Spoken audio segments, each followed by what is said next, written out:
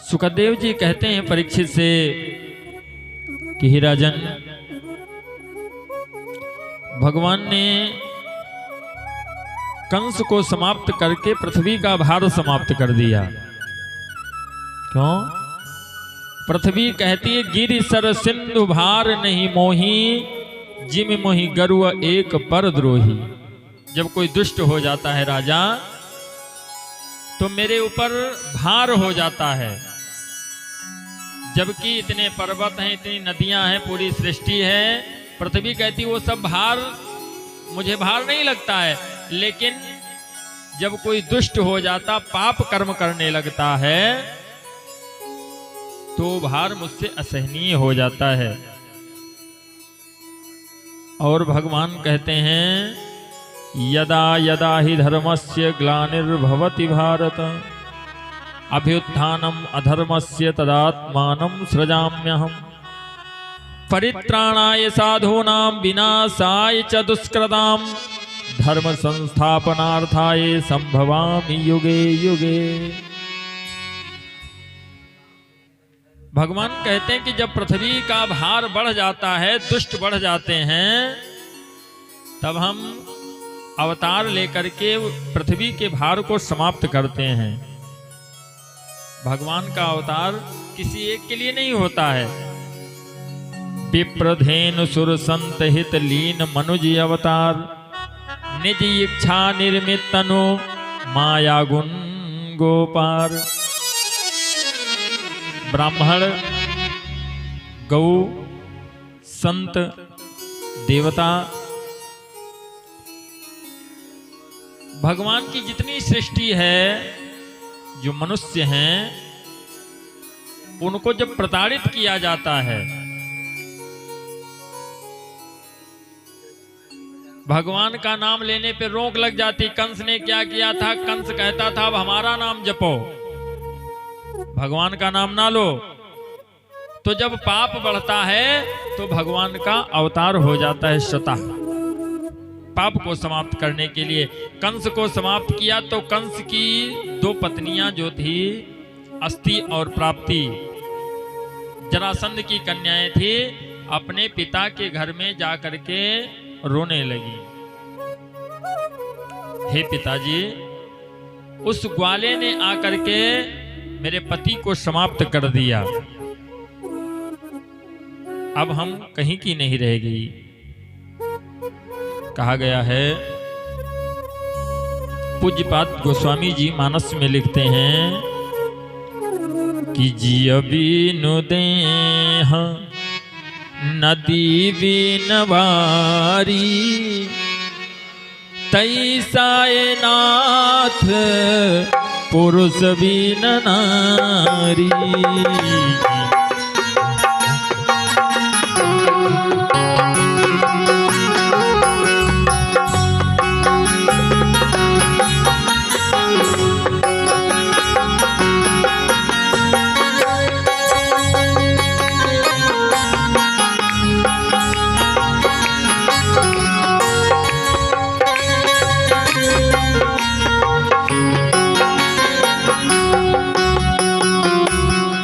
ग्रंथ का उल्लेख है कि जिस प्रकार से शरीर कितना भी सुंदर हो और उस शरीर से आत्मा निकल जाए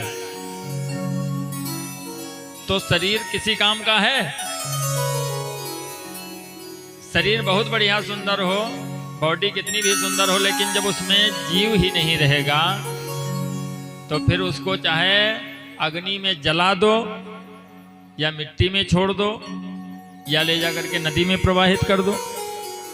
और नदी कितनी भी सुंदर हो, उसमें जल ना हो तो उसका अस्तित्व समाप्त हो जाता। ठीक उसी प्रकार स्त्री का अस्तित्व उसी दिन समाप्त हो जाता जिस दिन से उसका पति नहीं रहता है महाराज। फिर ना तो वो जी सकती है और ना मर सकती है, क्योंकि मृत्यु अपने हाथ में नहीं है। कुछ लोग तो मरने का प्रयास किए, पता लगा गए और ट्रेन के नीचे लेट गए, हाथ पैर कट गया, अब भी बैठे हैं, जीवित बैठे हैं। तो मृत्यु जब तक परमात्मा नहीं चाहेगा तब तक आने वाली नहीं है। अपने शरीर को सिर्फ बर्बाद करना है, बस उसको नरक में डालना है। तो कन्याओं ने कहा पिताजी अब हम क्या करें, कहां को जाएं? जरासंध ने कहा समय आने पर मैं उससे बदला लूंगा। इधर वसुदेव देवकी उग्रसेन को भगवान ने कारागार से बाहर किया। उग्रसेन को पुनः सिंहासन पे बिठा करके उनको राजा बनाया और संदीपन गुरु के यहां पर विद्या अध्ययन करने के लिए गए हैं। चाणक्य जी कहते हैं कि माता शत्रु पिता वैरी एन बालो न पाठिता ना शोभते सभा मध्य हंस मध्य बको यथा। वो माता पिता अपने लड़के के सबसे बड़े शत्रु हैं जो अपने लड़कों को पढ़ाते नहीं हैं। उनसे बढ़कर के शत्रु कोई नहीं है। तो इसलिए कन्हैया और बलराम कहां पे गए? उज्जैन को। संदीपन गुरु के यहां पे जाकर के उन्होंने विद्या अध्ययन किया, पढ़ाई करी है। वहीं पे रह करके सुदामा जी की और उनकी मित्रता भी हुई है स्कूल में। और जब वहां से चलने लगे विद्या अध्ययन करके तो संदीपन से कहा कि गुरुजी आप दक्षिणा बताएं। क्यों? चाहे विद्यालय हो, चाहे कथा स्थल हो, चाहे मंदिर हो, कहीं पे बिना दक्षिणा के यज्ञ भी नहीं पूरी होती, क्योंकि यज्ञ के पत्नी का नाम है दक्षिणा। तो जो श्रद्धा सुमन हो उसके बिना यज्ञ भी नहीं पूरी होती है। कन्हैया ने विद्या अध्ययन किया तो गुरु जी से कहते कि आप दक्षिणा बताओ। कहा दक्षिणा नहीं लेंगे, कहा बिना दक्षिणा के विद्या नहीं पूरी हुई। तो कहा जा करके अपनी गुरु माता से कहो, क्योंकि वह उन्हीं को जो बताना है वो बताएंगे, हम नहीं कहेंगे तुमसे। जा करके अपनी माता से कहा।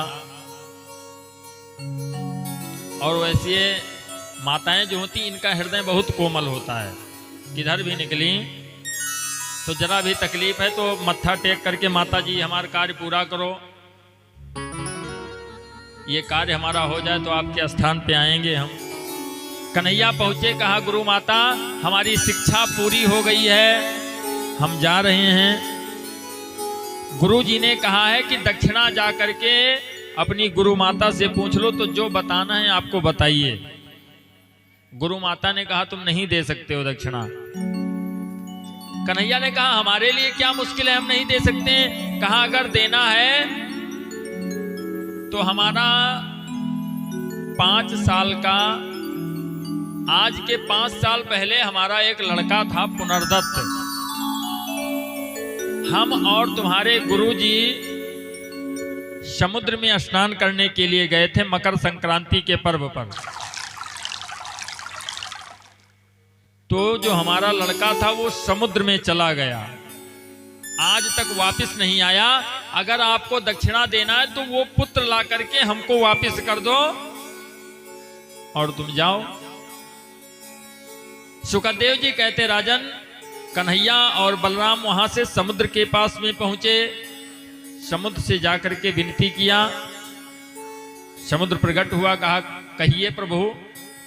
तो कहा देखो संदीपन गुरु का लड़का पुनर्दत्त तुम्हारे भीतर चला गया है, उसको वापस कर दो। समुद्र ने कहा हम कोई चीज लेते नहीं, जो गए हैं वहां पर वो जानते हैं समुद्र में कोई चीज डालो तो वो बाहर फेंक देता है, भीतर नहीं ले जाता है। कहा फिर, कहा हमारे भीतर एक पंचजन्य नाम का राक्षस रहता है, तो वही पुनर्दत्त को खा गया होगा। कन्हैया भीतर को पहुंचे, कहा वो राक्षस कहाँ है? कहा एक शंख में छिप करके बैठा है। भगवान ने पहुंच करके उस पंचजन्य नाम के राक्षस का संहार किया और वहां से जो शंख था वो शंख लेकर के बाहर आए हैं। भगवान के जो पास में शंख है उसका नाम है पंचजन्य, तभी से उनके पास में वो शंख हो गया। लेकिन पुनर्दत्त वहां पर भी नहीं मिला, तो क्या किए, बलराम के साथ में पहुंच गए संयमनीपुरी को, यानी जहां पे सब लोग मरने के बाद में जाते हैं यमपुरी को। द्वार पे द्वारपाल खड़े हुए थे, तो इनसे कहा कहां जा रहे हो? कहा यमराज जी से मिलना है। तो कहा यमराज से कोई जिंदा नहीं मिल सकता है। तो कहा ठीक है, हमको मार दो भाई, अब जरूरी काम है और जिंदा मिल नहीं पाएंगे तो हमको मार दो। तो कहा तुमको मार भी नहीं सकते हैं। तो कहा हमको मार नहीं सकते हो, जिंदा हम मिल नहीं पाएंगे, तो ऐसा करो कि यमराज को यहीं बुला दो। तो जो खड़े हुए थे वो द्वारपाल दोनों हंसने लगे। कहा या देखो ये कोई विशेष व्यक्ति हैं कि यमराज को यहीं बुला दें। कन्हैया ने कहा काहे हंस रहे हो? कहा इसीलिए हंस रहे हैं कि यमराज तुमसे मिलने के लिए आएंगे। तो कहा कहो तो हम ही बुला लें। कहा बुलाओ। तो वही पंचजन्य नाम के शंख को जैसे भगवान ने फूंका, बस पूरी संयमनीपुरी हिलने लगी, यमपुरी नीचे से हिलने लगी। अब जो यमराज के चित्रगुप्त बैठे थे वो सिंहासन से नीचे गिर गए अपनी कुर्सी से। यमराज ने कहा क्या बात है, किसी के आने का संकेत? कहा कुछ किताबें में लिखे नहीं है। कहा इसमें लेख नहीं, कौन आया है? तब तक ये बाहर से दौड़ते हुए पहुंच गए।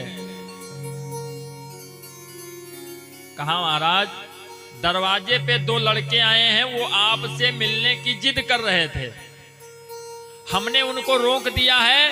तो हमको लगता कि कोई मायावी है, उनके पास में एक शंख था और जैसे शंख फूके हैं ये सब हिलने लगा है। तो यमराज ने अपने यमपास को फेंका, यमपास वापस लौट गया। तब यमराज ने सोचा कि कोई विशिष्ट व्यक्ति है, वहां से उठ करके आए। जैसे देखा कन्हैया बलराम को देख करके प्रणाम किया, प्रभु आप यहाँ पे आए हैं, आदेश किया होता हम चले आते। कहा नहीं, देखो तुम्हारे यहाँ पर संदीपन गुरु का लड़का पुनर्दत्त जो आज के 5 साल पहले समुद्र में चला गया, वो यहाँ पर है, उसको वापस कर दो। तो यमराज ने कहा आपको पता कि हमारे यहाँ सिर्फ जीवात्मा आती है, शरीर नहीं जाता है। कहा ठीक है, तुम जीवात्मा वापस करो, शरीर हम स्वतः बना लेंगे। तो पुनर्दत्त की आत्मा को ला करके भगवान ने ठीक वैसा शरीर जैसे 5 साल पहले वो लड़का था उसी प्रकार से बना करके लाकर गुरु माता को वापस कर दिया। बोलो पूज्य गुरुदेव भगवान की।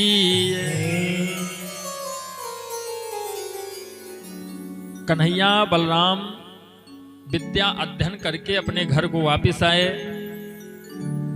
सुखदेव जी कहते हैं कि ये लोग काफी समय तक मथुरा में रहे, लेकिन वापस गोकुला को नहीं गए। कह के क्या आए हैं ग्वालों से, गोपियों से कह के आए हैं कि हम परसों वापस आ जाएंगे। लेकिन 14 वर्षों तक मथुरा में रहे, वापस नहीं गए गोकुला को। 14 वर्ष व्यतीत हो गया। एक दिन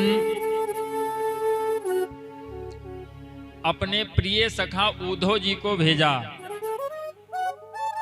उद्धव से कहा कि उद्धव जी आप जाकर के गोपियों का, ग्वालों का कुछ हाल ले आइए। तो उद्धव जी रथ को लेकर के चले। पहले सोच रहे थे क्या करने जाएं, क्योंकि उद्धव जी संस्कृत के बहुत बड़े, व्याकरण के बहुत बड़े विद्वान थे।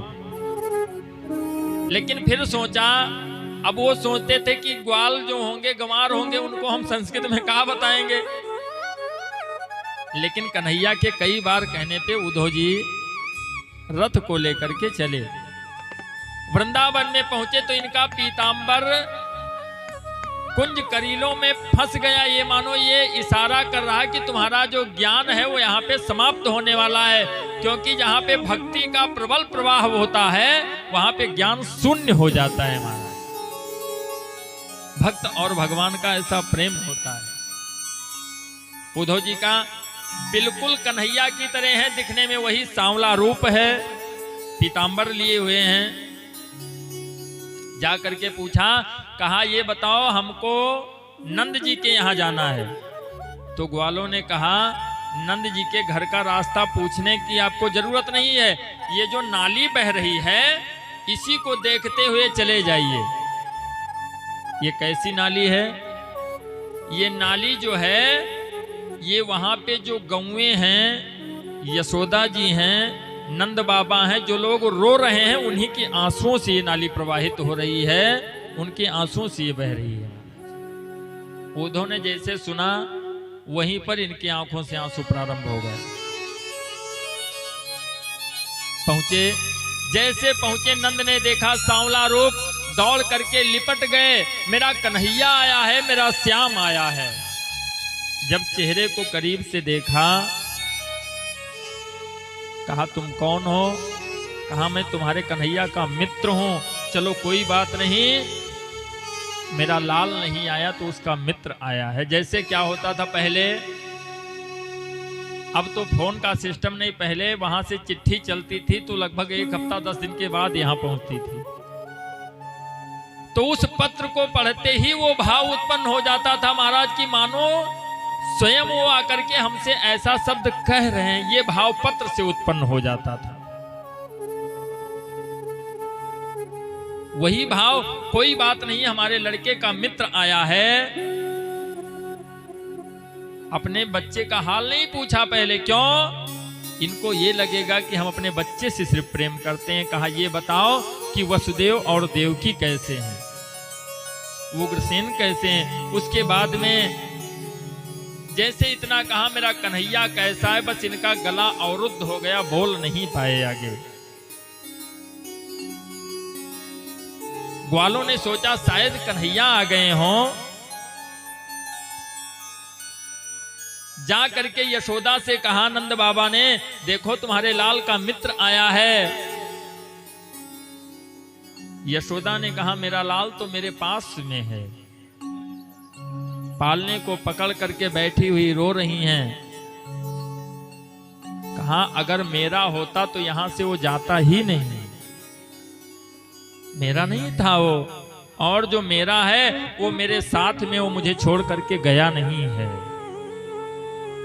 उद्धव ने देखा तो इनके आंखों से अश्रुपात तो होने लगा। अब कुछ बताने के लिए बचा नहीं कि हम क्या कहें आगे, शब्द ही नहीं इनके पास में। गोपियों से जाकर के मिले। गोपियों ने कहा जिस प्रकार से तुम हो उसी प्रकार से वो छलिया कन्हैया भी था, और उससे जाकर के कह दो कि एक बार आकर के हमको जहर दे दे, हम पी लें और समाप्त हो जाएं। उद्धव जी जा करके उससे कह देना कि यहां पे आए ना आए कोई बात नहीं है, लेकिन अगर उसको ये पता हो, उसने सोचा हो कि हम लोग भूल जाएंगे, तो जब तक जिंदगी है भूलेंगे नहीं। जो मैं ऐसा जानती कि प्रीत कहे दुख होए, तो नगर ढिढोरा पीटती की प्रीत न करियो को। क्या परमात्मा से प्रेम करना गुनाह है? हमने तो भगवान से प्रेम किया था। कहते इंसान से प्रेम ना करो, धोखा दे देता। हमने तो परमात्मा से प्रेम किया है। उद्धव जी लेकर पहुंचे। जैसे देखा कन्हैया इनसे लिपट करके रोने लगे। उद्धव, मेरे भक्तों के चरण की धूल आपके शरीर पर लगी होगी, शायद मेरे हृदय में लग जाए तो मेरे हृदय को थोड़ा ठंडक महसूस हो जाए। ये भक्त और भगवान का प्रेम है महाराज।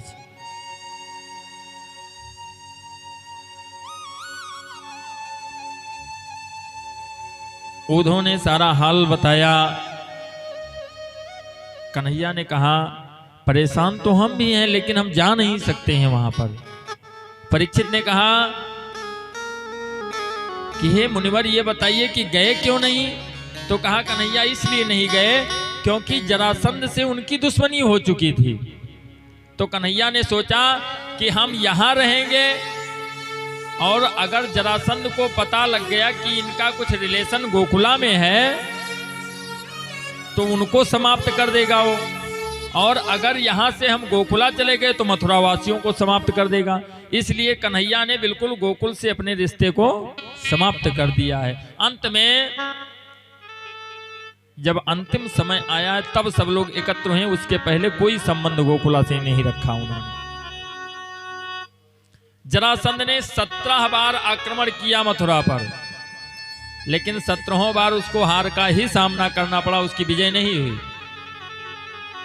अंत में काल यवन को लेकर के, जो यवन का सम्राट है, यवन देश का राजा म्लेच्छ देश का राजा था, उसको लेकर के जरासंध ने आक्रमण किया। भगवान ने दाऊ भैया से कहा देखो हमको आज रण क्षेत्र में पीठ दिखाना है, भागना है वहां से। क्यों? क्योंकि ये जो आ रहा है इसकी मृत्यु हमारे हाथों नहीं है। इसलिए कहते जैसी हो तब्यता वैसी मिले सहाय, आप ना आवे ताहि पर ताहि तहां ले जाए। जिस प्रकार से होनी होती है उसी प्रकार से रास्ता मिलता चला जाता है। कन्हैया पहुंचे पीतांबर ओढ़ करके, और जैसे यवन ने देखा, यवन सम्राट को वरदान प्राप्त था कि तू किसी भी अस्त्र शस्त्र से मारा नहीं जाएगा। पीतांबर ओढ़ करके कन्हैया रण क्षेत्र से भाग खड़े हुए। यवन सम्राट ने देखा, गाली देने लगा, उल्टा सीधा कहने लगा। जरासंध से कहा यही है ग्वाला जो मुझे देखते ही भाग खड़ा हुआ। यवन सम्राट कहता अरे ग्वाले रुक, तेरी मौत आ गई है। लेकिन कन्हैया मुड़ करके देख रहे हैं और भाग रहे हैं। भाग करके महाराज कहां पहुंच गए? जहां पे मुचकुंद जी लेटे हुए हैं पर्वत कंदरा गुफा में। मुचकुंद को वरदान प्राप्त है कि तुमको जो कोई जगा देगा सोते समय और तुम देख लोगे वो जल करके समाप्त हो जाएगा। कन्हैया पहुंचे और अपने पीतांबर को उड़ा दिया, जा करके छिप गए। यवन सम्राट पहुंचा, क्रोध में आकर के अपने चरणों का प्रहार किया। कहते हैं जब व्यक्ति को क्रोध होता तो उसकी सोचने की क्षमता जो वो नष्ट हो जाती है। अत्यंत कोपा कटुकाश्च वाणी, दारिद्रतायाम स्वजने सुवैरम। नरक से आने वालों के लक्षण हैं ये कि अत्यंत कोपा कटुकाश्च वाणी, दारिद्रतायाम स्वजने सुवैरम, नीच प्रसंगा कुलहीन सेवा, चिन्हानि देहे नरक स्थिता नाम। जिनके अंदर ये सब गुण हो वो समझ लें कि हम नरक से आए हैं। क्रोध अत्यंत, रत्तिन भरे में बिल्कुल आग बबूला हो जाए और बोले तो मानो काट खई हैं। कटुकाश्च वाणी, और अपने भाई बंधुओं में बने ना, अपने स्वजनों में बैर रहे और हमेशा कथा भागवत में बैठे का अवसर ना प्राप्त हुए। जहां कहूं ऑर्केस्ट्रा हुए जी यहाँ गट्टी निकाल के उड़ा दे झर से। नीच प्रसंगा, हमेशा ऐसे लोगों की संगत करें जौन धार्मिक बात ना करत हुए, तो उनके लिए समझ जाना चाहिए कि ये नरक से आए हैं महाराज, और फिर नरक का जो है वैसी व्यवस्था उनके तैयार हो रही है।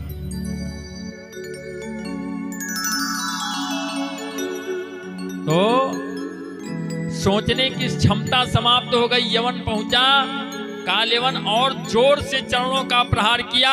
जैसे चरणों का प्रहार किया मुचकुंद जी की आंखें खुल गई, देखा और वो जल करके वहीं पे समाप्त हो गया। बोलो राधा माधव भगवान की।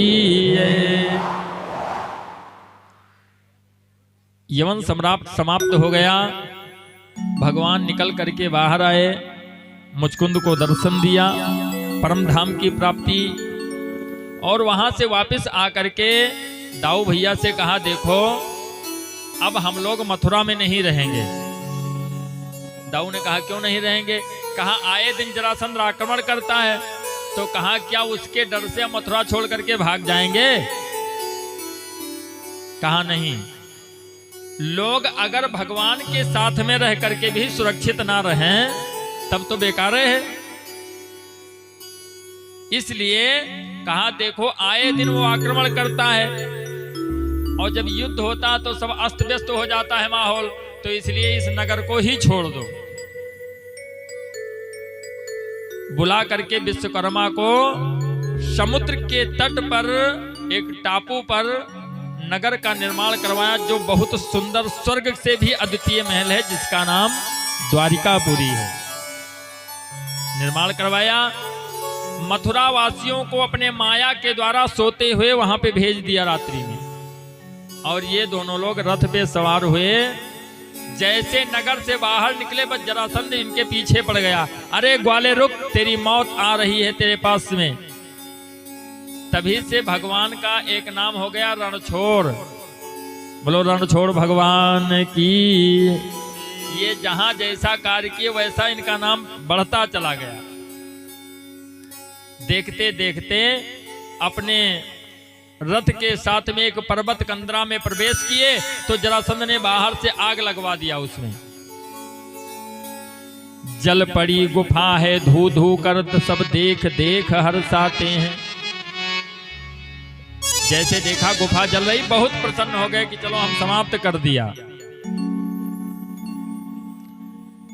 और कन्हैया बलराम ने क्या किया, धुएं का ओट लेकर के वहां से निकल करके चले आए।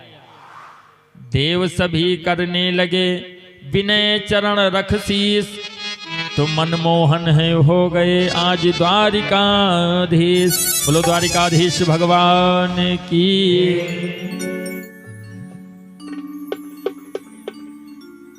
भगवान कन्हैया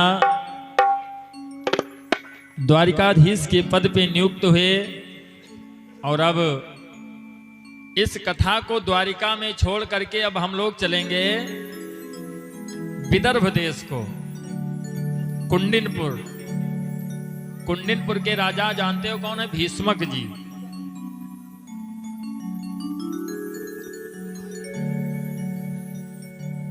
कुंडिनपुर के भीष्मक राजा, कुंडिनपुर के भीष्मक राजा, आवश्यक सभा बुलाए हैं।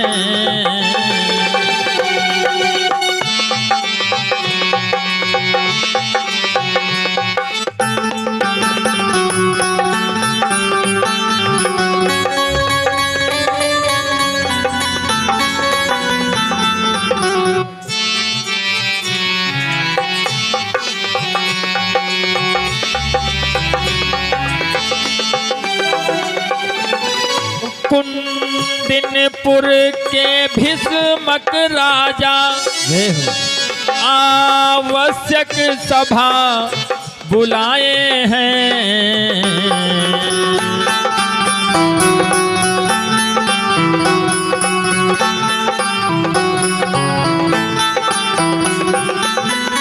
बैठे थे सब गणमान्य व्यक्ति, बैठे थे सब गणमान्य व्यक्ति, उनसे ऐसा बतलाए हैं।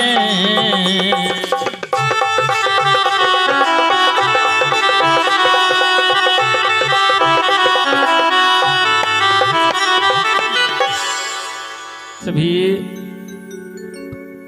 गणमान्य व्यक्तियों को बुला करके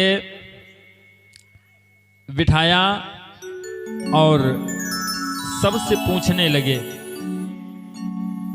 सभी भक्त वृंद एकत्र होकर के बैठे तो राजा ने अपनी बात रखा। कहा देखो, हो गई सयानी सुता मेरी, मुझे उसका ब्याह रचाना है। रुक्मिणी योग्य कोई सुंदर वर हो तो मुझको बतलाना है। कहा रुक्मिणी की योग्य अगर कोई सुंदर वर तुम लोगों की नजरों में हो तो बताइए। तो कोई साधारण व्यक्ति अगर पूछे तो लोग बता दें कि भैया फला जगह ब्याह देखे हो जाए। और राजा पूछे लगे कि हमरे बिटिया के ब्याह बताओ, तो साधारण व्यक्ति कहां बता दी। सभी लोग बैठे हुए थे तो विचार करने लगे क्या किया जाए। तो मंत्री जी थोड़ा संभल करके उठे, सोच करके कहा देखो हम एक कहते हैं कि वसुदेव पुत्र श्री कृष्ण चंद्र, वसुदेव पुत्र श्री कृष्ण चंद्र द्वारिकाधीश कहलाए हैं।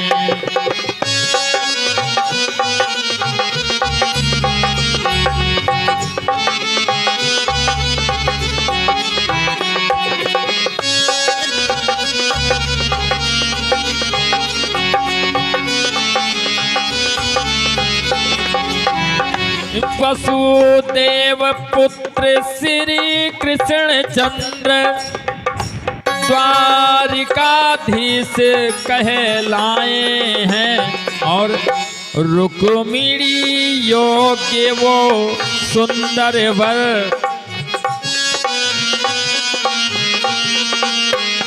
रुक्मिणी योग्य वो सुंदर वर मेरी नजरों में आए हैं।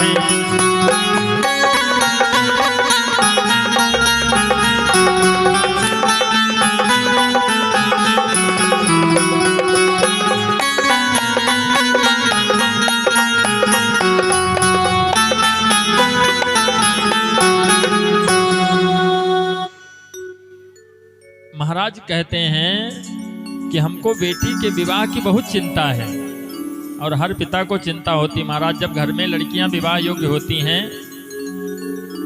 और ये ध्यान दीजिए खासकर आज के समय में क्या होता है, जिस पिता ने 1 महीना पहले से सोना बंद कर दिया है लड़की के विवाह में,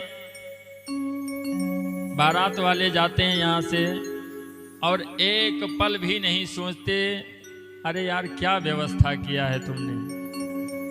सोचो उस पिता के दिल पर क्या बीतती है कि जिसने 1 महीने की नींद त्याग करके दिन रात व्यवस्था करी हो और तुम 1 घंटे के लिए वहां पे गए हो तो तुम कहते हो क्या व्यवस्था करी यार। इन बातों का जरूर ध्यान रखें। क्या यार एक दिन दूसरे के यहाँ खा करके क्या हो जाना है बताइए। प्रतिदिन तो अपने घर का ही भोजन होता है, तो दूसरे के यहाँ जिसने इतना मेहनत किया हो, खून पसीना एक कर दिया हो, कर्ज तक लेना पड़ता है, वो व्यवस्था करी और उसके बाद में तुमने कितनी आसानी से कह दिया क्या व्यवस्था करी है। नहीं, आजकल संबंधों में क्या होता है कि लड़ाई पक्का है हो जाती है, द्वार पूजा में हो जाए नहीं डाल पूजा में हो जाए, स्त्रियां बैठ करके बात करने लगेंगी और द्वार पूजा में तो पता लगा ड्रिंक के पहुंच के पहले मार के लिए। नहीं होना चाहिए ये सब चीजें। दूसरे के दरवाजे पे जाकर के नौटंकी करने का कोई मतलब नहीं। क्यों? ये दूल्हा पक्ष को भी सोचना चाहिए, क्योंकि आज से वो तुम्हारे रिश्तेदार हो गए, समधी मतलब बराबरी में सिस्टम हो गया, आपका रिश्ता जुड़ गया है। वो बेटी जो अपना गोत्र छोड़ करके तुम्हारे गोत्र में आकर के शामिल हो जाती है, विवाह के दिन तुमने उसके पिता की बेइज्जती कर दिया, तो सोचो क्या पूरा जीवन वो तुमको माफ कर पाएगी? नहीं कर पाएगी। इसलिए हमेशा इन चीजों को ध्यान रखें। महाराज कहते कि हमको सोच है कि अपनी बेटी, और हर पिता को ये चाहिए कि अपनी बेटी का विवाह अच्छी जगह पे करे, सोच विचार करके, सोच समझ करके, कहीं यह ना हो कि गड़बड़ हो जाए मामला। आजकल के लोग लड़का ढूंढेंगे कि सर्विस वाला हो और बिटिया बता लगा अंगूठा टेक है, नहीं पढ़े है। ये भी नहीं होना चाहिए। राजा से बताया कि द्वारिकाधीश के साथ में विवाह कर दो। महाराज बहुत प्रसन्न हो गए। चलो ठीक है, कहा तत्काल पुरोहित को बुलाओ, हम अभी रोरी अक्षत नारियल टीका इत्यादि भेज देंगे और विवाह द्वारिकाधीश के साथ में ही करेंगे। भीष्मक के एक लड़की थी जिसका नाम रुक्मिणी था, 5 लड़के थे, 5 लड़कों में अकेली बहन, लेकिन 5 में जो बड़ा भाई था रुक्मी, वो बहुत दुष्ट रहा, बहुत दुष्ट। जैसे इतना कहा, वो उठ करके खड़ा हो गया, कहा पिताजी ये जितने लोग हैं सब पागल हो गए हैं, पागल हो गई है प्रजा तेरी और तुमको पागल बता रही। एक राजसुता का ब्याह आज एक ग्वाले के संग बता रही। कहा विवाह करने के बाद में उसके पहले 3-4 पीढ़ी तक देखा जाते, पता की जाते कि कोई डकैत तो नहीं रहा इनके पीढ़ी में, और वो तो यही सही चोरी कर रहा। भाई दुनिया जानते कि वो चोर आए और चोर के यहाँ पर ब्याह करी हो। तो भीष्मक ने कहा बेटा तुम्हारी भी तो जिम्मेदारी है। कहा हमने सोच लिया है कहाँ विवाह करेंगे। कहाँ करोगे? चेदी नरेश दम घोष का सुत शिशुपाल जो मित्र हमारा है, उसके ही संग में ब्याह करूं ये मैंने हृदय विचारा है। कहा दमघोष का लड़का जो शिशुपाल है वो हमारा मित्र है। भीष्मक ने कहा हमको कहते हो तुम पागल हो गए हो। कहा क्यों? जिसकी बहना तेरे घर ब्याही साले संग बहन पठाएगा। कहा अपने साले के साथ में विवाह करोगे बहन का? कहा कुछ भी हो जाए हमारी जो मर्जी होगी हम वो करेंगे। शिशुपाल ने अपनी बहन का विवाह भीष्मक के यहाँ किया है और वो उनका लड़का अपनी बहन का विवाह शिशुपाल के साथ में करने के लिए तैयार है। कहा उल्टा विवाह करोगे? कहा हम करेंगे, जो बीच में आएगा उसको मृत्यु दंड देंगे हम। तो कहते हैं महाराज मार के आगे भूत भागत है आदमी का विसाथ। रुक्मी ने एक पत्र लिखा और पत्र में लिखा कि मित्र शिशुपाल हमारे यहाँ विवाह करने के लिए आ जाना। मुहूर्त क्या हुआ? बैसाख शुक्ल पक्ष पंचमी तिथि को विवाह करने के लिए आ जाना और जरासंध की सेना लेकर के आना। क्यों? हो सकता है वो ग्वाला आकर के बीच में गड़बड़ करे। पत्र भेज दिया। इधर महारानी महाराज सभी लोग चिंतित हैं। रुक्मिणी चिंतित होकर के बैठी है। तभी दरवाजे पर विप्र देवता का आगमन हुआ, ब्राह्मण का। भगवान का भजन करते हुए पहुंच गए। इसे रुक्मिणी देवी ने ब्राह्मण की आवाज को सुना, उनको भीतर बुलाया, बैठा करके जलपान करवाया और उसके बाद में एक सुंदर पत्र लिख करके दिया। और ब्राह्मण देवता से रुक्मिणी जी हाथ जोड़ करके कहती हैं कि हे ब्राह्मण देवता, पत्र को लेकर के चल पड़े।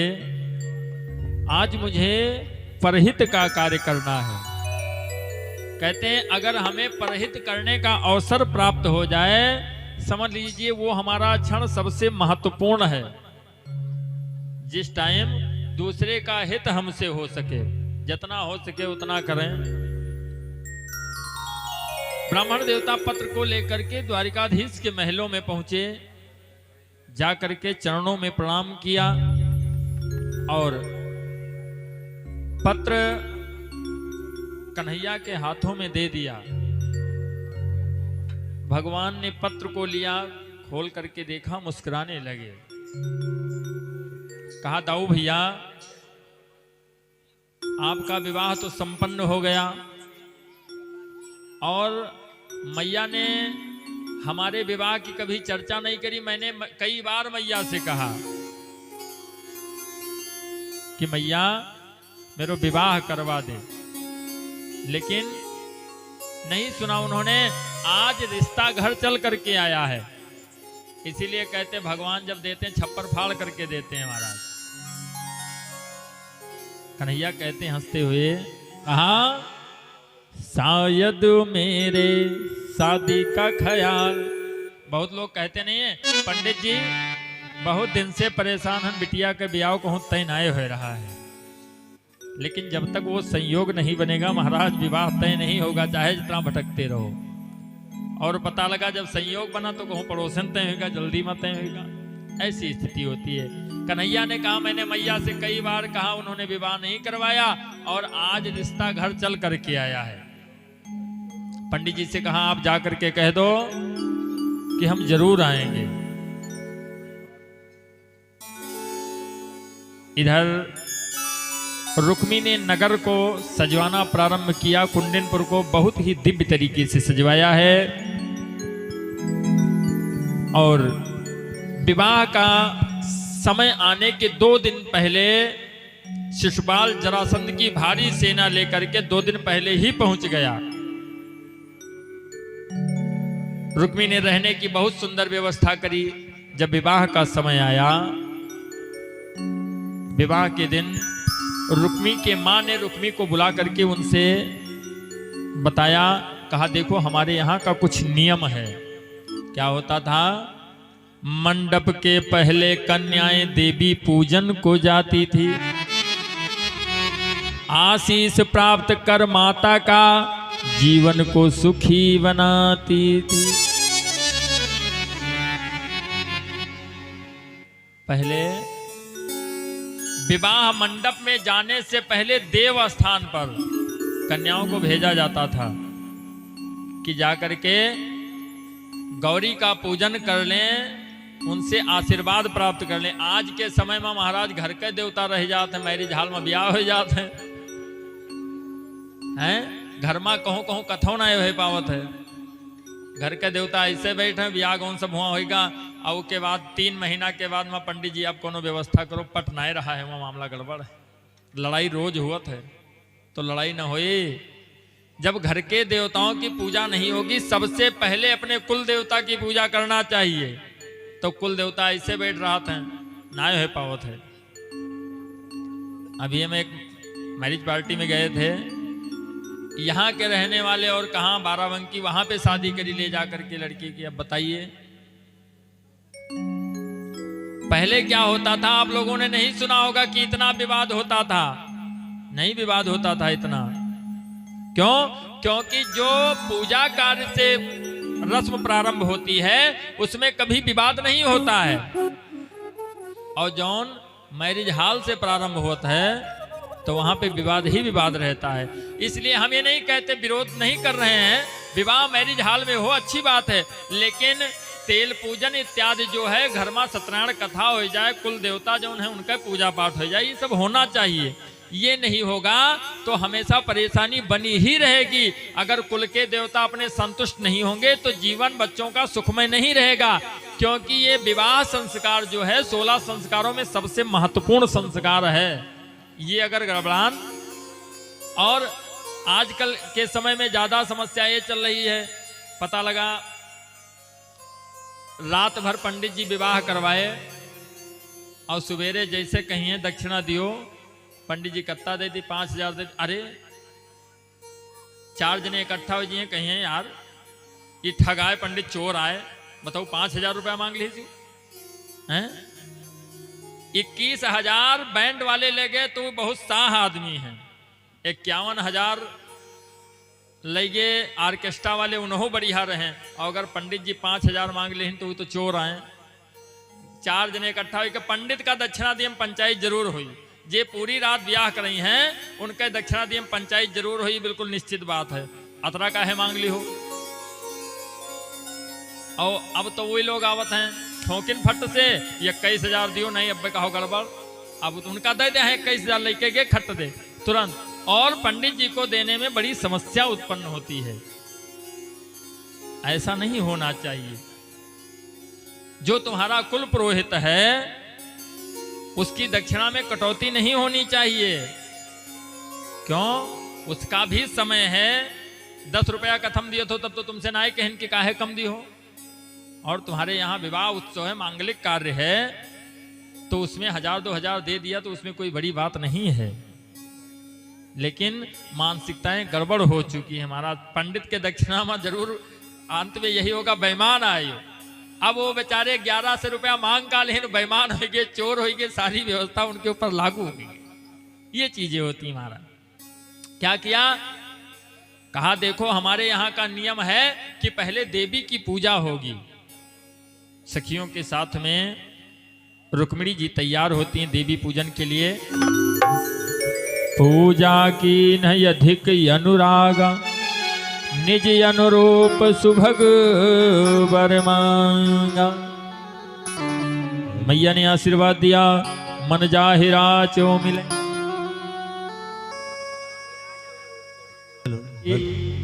बैठ करके विनय करती और इधर रथ लेकर के मनमोहन मंदिर प्रांगण में आए हैं। रथ को लेकर के पहुंचे और देवी रुक्मिणी कन्हैया को अपलक देखने लगी। श्याम को देख कर कि वहां रुक्मिणी, बाग में श्याम को देख कर रुक्मिणी, देखो यूं ही खड़ी की खड़ी रह गई। बाग में कृष्ण को देख कर, बाग में यूं खड़ी की खड़ी रह गई। बाग में कृष्ण को देख कर रुक्मिणी,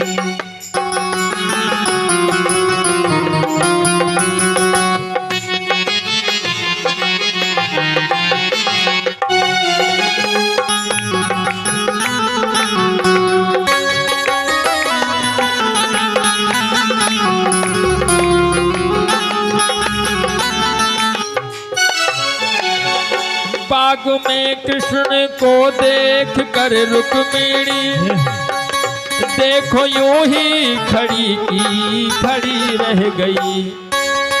कृष्ण को देख कर रुक्मिणी, देखो यूं ही खड़ी की खड़ी रह गई। और श्याम देखे दुल्हन को, दुल्हन श्याम को, श्याम देखे दुल्हन को, दुल्हन श्याम को। आहा श्याम देखे दुल्हन को, दुल्हन श्याम को। चारों अखियां लड़ी की लड़ी रह गई।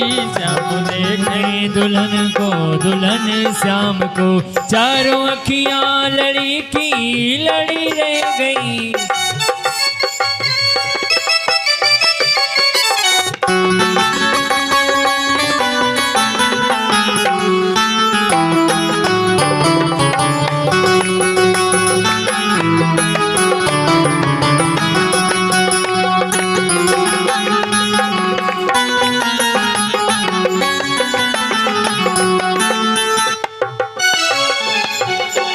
कन्हैया को अपलक देखने लगी। कन्हैया आगे को बढ़े और सैनिक सब खड़े हुए हैं मूर्त तुल्य। रुक्मिणी के हाथ को पकड़ करके और वहां से रुक्मिणी का हरण कर लिया और जोर से शंख की ध्वनि किया। जब शंख की ध्वनि रुक्मी के कानों में पड़ी, चौंक गया। शिशुपाल से कहा मित्र, हमको लग रहा है कि मंदिर पे कुछ गड़बड़ हो गया। उठ करके वहां से भगा, घोड़े पे चढ़ करके पहुंचा मंदिर पे तो मंदिर प्रांगण खाली था। देखा जितनी सखियां सब सिर नीचे किए हुए खड़ी हैं, प्रहरी भी खड़े हुए हैं।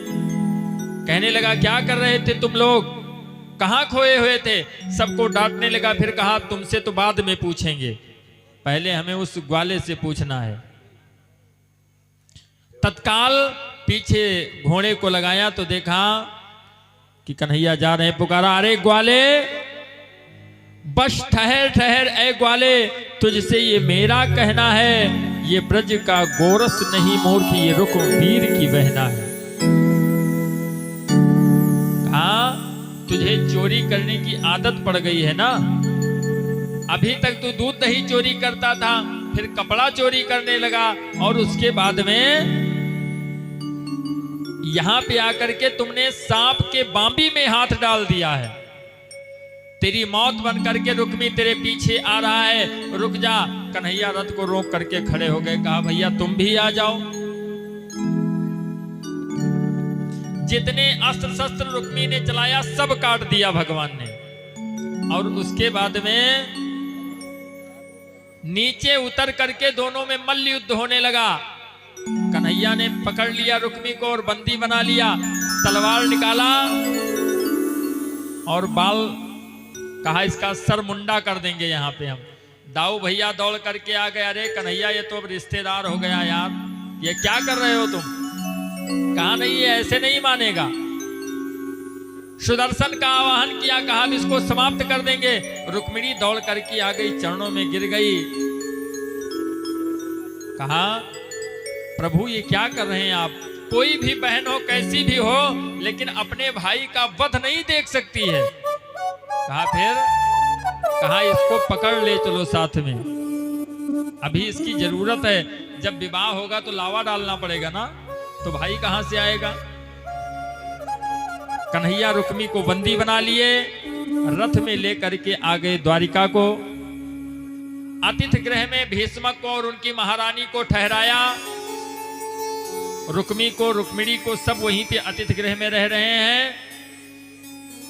दूसरा मुहूर्त निकलवाया, वैशाख शुक्ल पक्ष द्वादशी तिथि को, एक हफ्ता बाद विवाह का मुहूर्त निश्चित हुआ। सभी मिल करके द्वारिका को बहुत सुंदर तरीके से सजाया गया और कन्हैया का श्रृंगार किया।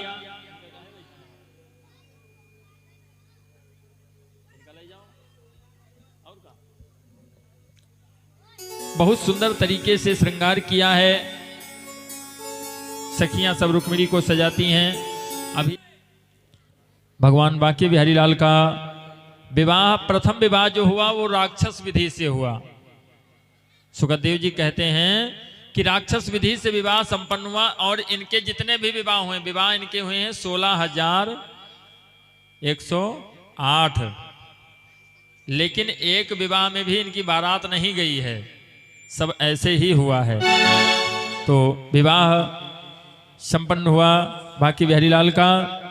मंडप के नीचे जब ही आए कृष्ण मुरार, तो नारी मंडल ने किया परछन भली प्रकार। गर्ग पुरोहित ने किया साखोचार बखान, तब भूपति करने लगे सुता का कन्यादान। हरि ओम स्वस्ति न इंद्रो वेदस्रवाः, स्वस्ति न पूषा विश्ववेदाः, स्वस्ति न तारक्षो अरिष्टनेमि, स्वस्ति नो बृहस्पतिर्दधातु प्रगतस्वामरुता कृष्णमातरा सुभंग्यावानो विदधे सुजगमया अग्निर्जिवामनवा सोरचसो विश्वेनो देवा अवसागमन्ये भद्रं गणेभि शृणयाम देवा भद्रं पश्येमा स्थिरैरङ्गैस्तुष्ट्वाग्गं सतनुर्भिर्से महि देवहितं जटायु सतमेन्न शरदो वन्ति देवा यथा नक्षराजरसन्तनो नाम पुत्रासो तदपितरो भवन्तु मानो मध्यारे रेखतारुगन्तो अदतिर्यो आदितिरन्तरिक्षमदत् माता सपिता सपुत्रा विश्वे देवा अदतिः पञ्चजना अदतिर्जातमद्जनित्वं माद्यौ शान्तिरन्तरिक्षगं शान्ति पृथ्वी शान्तिरापा शान्तिरोषधया शान्ति वनस्पतया शान्ति विश्वदेवा शान्ति ब्रह्म शान्ति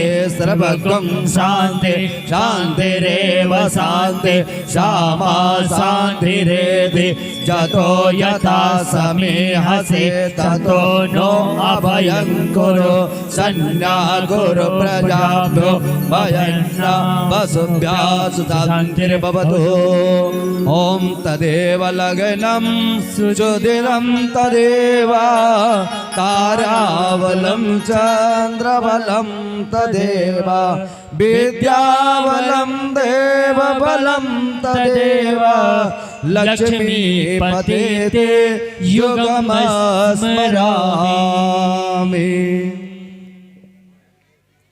बोलो बांके बिहारी लाल की जय हो। आइए सुंदर सा भजन रसपान करेंगे और उसके बाद में सुदामा चरित की पावन कथा का रसपान करेंगे। जय श्री हरि जय श्री राधे। प्रथम विवाह राक्षस विधि से संपन्न हुआ रुक्मिणी जी के साथ में, और आगे संदर्भ में इनके दूसरे विवाह की चर्चा की है, जिसमें दूसरा विवाह इनका जामोंत की कन्या जामोंती के साथ में हुआ है। सुखदेव जी कहते हैं कि राजन, एक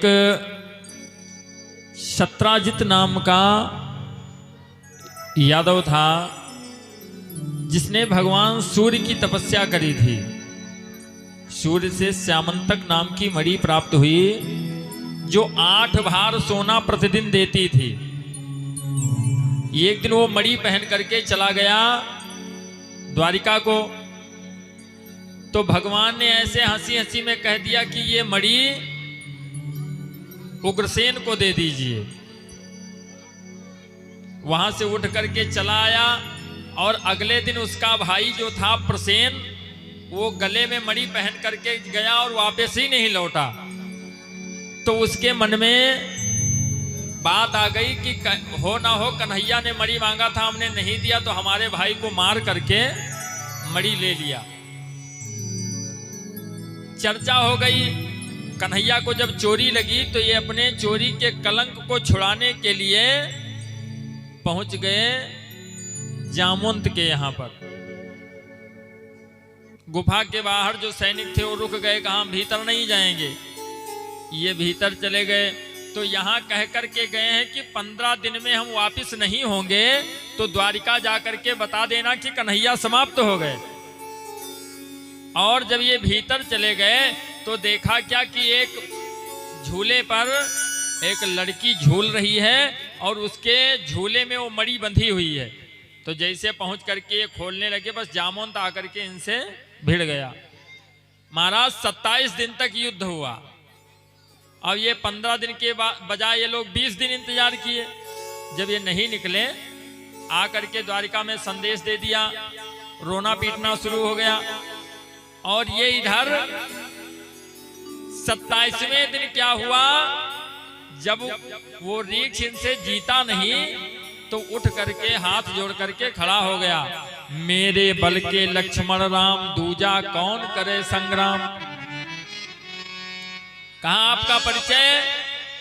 तो जब इन्होंने बताया तो उसने बताया कि हम जामवंत हैं, त्रेता युग से आपका इंतजार कर रहे थे यहाँ पर, इसीलिए मणि लेकर के आए थे और अपनी मणि के साथ में अपनी कन्या का विवाह कन्हैया के साथ में कर दिया। इस प्रकार से भगवान का दूसरा विवाह संपन्न हुआ जामवंती के साथ में। अब ये वहां से जब वापस हुए तो मणि सत्राजित को दिया। सत्राजित को जब ये पता लगा कि कन्हैया को हमने झूठ चोरी लगाई थी, तो कहा अब क्या करें। तो उसने अपनी लड़की सत्यभामा का विवाह किया कन्हैया के साथ में और उनको मणि दे दिया पुनः। तो इस प्रकार से तीसरा विवाह भगवान का सत्राजित की लड़की सत्यभामा के साथ में संपन्न हुआ। चौथा विवाह कालिंदी के साथ में हुआ है। पांचवा विवाह उज्जैन के राजा बिंद अरविंद की बहन मित्रवृंदा के साथ में हुआ। छठे विवाह की चर्चा में जो कौशल देश के राजा नग्नजित की बेटी है सत्या, उसके साथ में हुआ है। और सातवां विवाह वसुदेव की छोटी बहन श्रुतकीर्ति की बेटी भद्रा के साथ में हुआ। और आठवां विवाह मद्र देश के राजा की कन्या लक्ष्मणा के साथ में हुआ। ये इनके 8 विवाह अलग अलग संपन्न हुए और सत्यभामा के साथ में ये चले गए प्रयाग ज्योतिषपुर को। वहां का राजा कौन है? भौमासुर, जिसने 16,100 कन्याओं को कैद कर रखा था। तो वहां पे पहुंच करके इन्होंने मुर नाम के दैत्य का संहार किया। तब से इनका नाम मुरारी हो गया। बोलो मुरारी भगवान की। और जा करके भौमासुर का संहार किया। तो जो कन्याएं वहां पे बंद थी उन्होंने इनको अपना पति मान लिया। महाराज इनका 16,100 विवाह एक साथ में संपन्न हुआ। इस प्रकार से 16,108 विवाह हुए। प्रत्येक रानी से भागवत के अंतर्गत 10-10 लड़के और एक कन्या का जन्म हुआ है।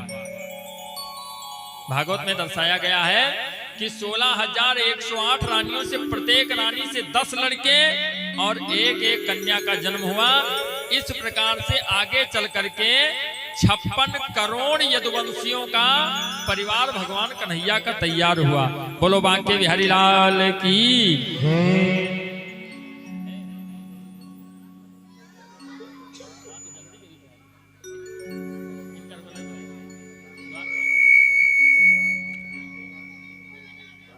बोले राधा माधव भगवान की।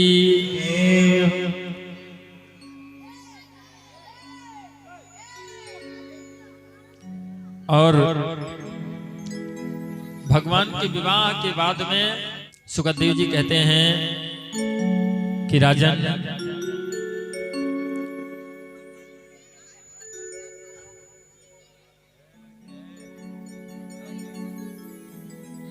शांत नहीं बैठोगे? कहा भैया कोई बात नहीं, परिचय देते रहो।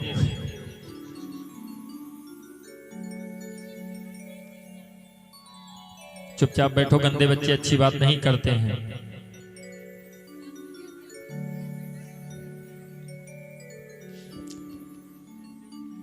सुखदेव जी कहते राजन, कन्हैया और सुदामा दोनों लोग साथ में पढ़ते थे गुरुकुल में, एक साथ रहते थे। और जब साथ रहते थे तो इतना घनिष्ठ प्रेम हो गया कि एक दूसरे के बिना रहे ही ना।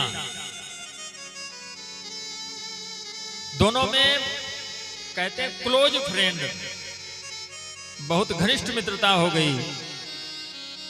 लेकिन मित्रता जो है वो हमें सीखना चाहिए दूध और पानी से। दूध बेचने वाला दूध में पानी को मिला देता है, तो पानी का कोई मूल्य नहीं, दूध का मूल्य है। लेकिन दूध अपने बराबर बेचवाता है उसको। तो जब कढ़ाई में कारीगर चढ़ाता है तो पानी कहता, मित्र हमारा कोई मूल्य नहीं था, लेकिन अपने बराबर तुमने हमें बनाया है, तो पहले हम जल जाएंगे तब तुम्हारे ऊपर आँच आएगी। तो महाराज पानी पहले जल जाता है, और जब दूध जलने लगता है तो अपने मित्र को पाने के लिए कढ़ाई से बाहर होने लगता, उबाल मारता है। तो फिर कारीगर पानी का छींटा मारता है तो अपने मित्र को पा करके पुनः शांत हो जाता है। ऐसी मित्रता होनी चाहिए। और आप कितना भी प्रयास करें, दूध और पानी को अलग करने का एक सिस्टम है, खटाई डाल दीजिए। मित्रता में कहने का तात्पर्य कि जब दूध रूपी मित्रता में कपट रूपी खटाई पड़ जाएगी तो फिर दूध फट जाएगा, मित्रता अलग हो जाएगी। इसलिए मित्रता में कपट नहीं होना चाहिए। साईं इस संसार में मतलब का व्यवहार, जब तक पैसा पास में तब तक यार हजार, तब तक यार हजार, यार संगे संग डोले, और पैसा रहे न पास यार मुंह से नहीं बोले। कहा गिरधर कबीराय जगत में याही लेखा, और बिना बेगर जी प्रीत यार कहूं बिरलई देखा। इसी संदर्भ में कहना है कि ऐसे मित्रों से अच्छा है दुश्मने ठीक हैं। गुलों से खार अच्छे हैं जो दामन थाम लेते हैं, और अपनों से गैर अच्छे हैं जो जल कर नाम लेते हैं। एक बार गुरुजी नहीं थे, कन्हैया से लकड़ी लाने के लिए कहा। कन्हैया चले तो पीछे से सुदामा भी चल दिए। गुरु माता ने चना दिया इनको खाने के लिए, तो वहां पर कन्हैया से चोरी करके इन्होंने उस चने को खा लिया, और उसी दिन से नजरें मिलना बंद हो गई। इधर इनका विवाह हुआ, उधर सुदामा जी का भी विवाह हो गया। सुदामा जी की पत्नी का नाम सुशीला, जथा नामे तथा गुणे बहुत सुशील। अगर कोई भी कुछ याचना लेकर के आ जाए, हमें ये चाहिए, तो तुरंत दे दे, ले जाओ। बांटते बांटते महाराज निर्धन हो गई, कुछ खाने के लिए नहीं बचा। घर में 1 सप्ताह से लड़के भूखे हैं, लेकिन सुदामा जी की आस्था भगवान पे टिकी हुई है। हारिए ना हिम्मत, बिसारिए ना राम को। परमात्मा को बिसारना नहीं चाहिए। सुदामा जी कहते हैं 1 मास 2 पक्ष में 2 एकादशी होए, और मेरे घर भगवान कृपा से रोज एकादशी हो। मिल जाए तो भोजन हो जाए, वरना समझो एकादशी व्रत है। रोज एकादशी का व्रत करते हैं महाराज। समय व्यतीत होता गया। प्रातः काल सुदामा जी भिक्षा मांगने के लिए जाते हैं। सुशीला बच्चों से कहती, शाम को तुम्हारे पिताजी आएंगे तब भोजन बनेगा। और शाम को सुदामा जी देर से लौटते हैं। रात में सुशीला अपने बच्चों को पानी पिला करके सुला देती है महाराज। ऐसी स्थिति। कहते हैं भगवान कोई भी दुख दे दे, लेकिन गरीबी का दुख मत दे। जो व्यक्ति गरीब होता है वो पल पल मरता है। क्यों? ना अपनी इच्छाओं को पूरा कर पाता है। मन में है कि आज हमें ये खाना है। हमें नहीं कहते अरबपति होना चाहिए, लेकिन इतना भगवान परमात्मा जरूर दे कि 2 टाइम का भोजन अच्छे से हो जाए महाराज, इतना होना चाहिए।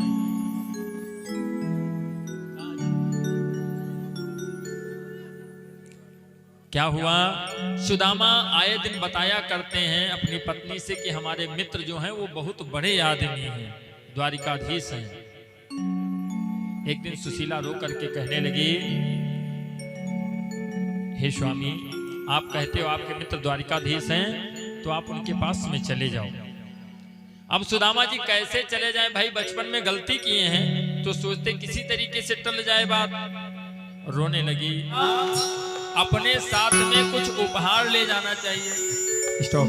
लेकिन प्रिय घर में खाने की व्यवस्था नहीं है, और हम क्या लेकर के जाएं? तो सुशीला ने कहा कि हमने बहुतों की मदद करी है, आज हमारे ऊपर विपत्ति है, तो क्या लोग हमारी मदद नहीं करेंगे? कहते हैं आपत्ति काल परखिए चारी, धीरज धर्म मित्र और नारी। सबसे पहले क्या बताया? धीरज। अगर आपने धैर्य को खो दिया तो जो बाकी 3 हैं वो आपका साथ छोड़ देंगे, कितनी भी मुसीबत आ जाए। लेकिन अपने धैर्य को बनाए रखिए। कहते नहीं कि हम टूट गए हैं, अपने आप को टूटने मत देना, क्योंकि जिस दिन टूट जाओगे ये लुटेरे बैठे महाराज लूट लेंगे, फिर कुछ कर नहीं पाओगे। इसलिए अपने आप को कभी टूटने मत देना। और हमेशा ये ध्यान रखो कि कुछ ऐसी बातें हो जो कितना भी घनिष्ठ हो उसके सामने कभी प्रस्तुत नहीं करनी चाहिए। अपने रहस्य को अगर आपने दूसरे के सामने प्रस्तुत कर दिया और आपकी कोई बारीक नस उसको मिल गई, तो समय आने पर वही मित्र आपकी बारीक नस पकड़ करके काट देगा और पूरा जीवन आप रोते रहोगे। इसलिए इन चीजों का महाराज ध्यान रखें। धैर्य बनाए रखिए और धर्म पे रहिए। कर्म करो पर ध्यान रहे, पथ छूटे ना। धर्म पे रहो, और जब धर्म पे रहोगे तो परमात्मा को प्राप्त करने में परेशानी नहीं होगी। कल के लोग कहते हैं कि परमात्मा आते नहीं हैं, लेकिन कहा गया है